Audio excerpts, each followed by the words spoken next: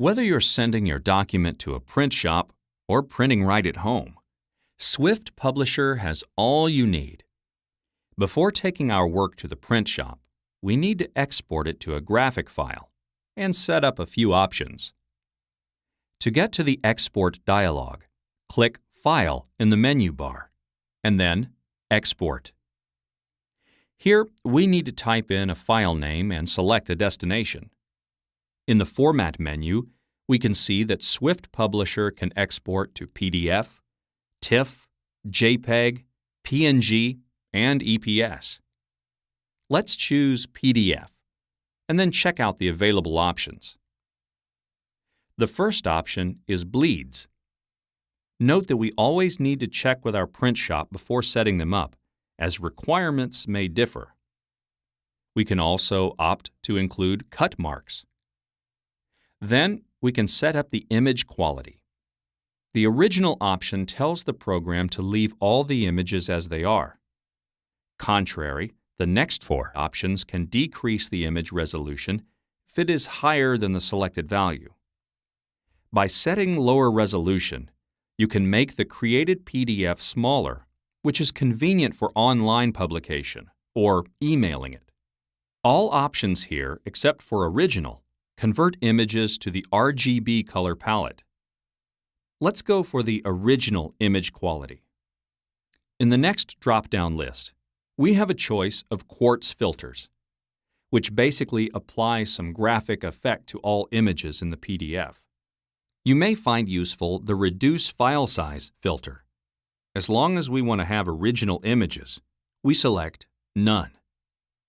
The following option, Convert Text to Curves, basically makes sure that your font displays on other computers correctly.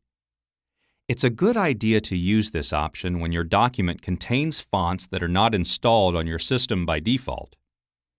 Some print shops prefer to receive PDFs with texts converted to curves, so make sure you check their requirements. Just remember that text converted to curves increases the size of PDF files. If your document contains multiple pages, you can choose to export all of them or only some particular pages. Next, we can format our project as a booklet. We'll get to that more in depth when we talk about printing. You can define what the program should do with your PDF when it has been created. For example, if you need to send it by email, just select Mail PDF. A new email with your PDF as an attachment will be created automatically. For now, let's leave that at None. Click OK and save our PDF. Print shops also work with raster file formats such as TIFF. Settings for this format let you activate bleeds and choose the resolution. But what is more important, you can select the CMYK color model, which is frequently required by commercial printers. Now, let's take a look at printing. To get started, we need to click the Print button in the Program toolbar. The dialog that comes up is quite standard. We have options to the right and a preview to the left. We can choose a printer, a preset such as default settings, and the settings last used. Change the number of copies, select which pages to print, and choose a different paper size. Now, the program has its own set of options that are located below. The quantity and merge printing settings are used together with dynamic fields. Since we don't have any, let's just skip those. The following is Scale to Fit to Paper Size.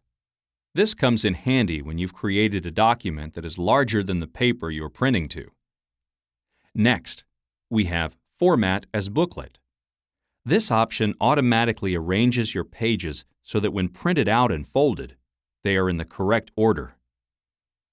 So that's basically a wrap for both export and printing in Swift Publisher.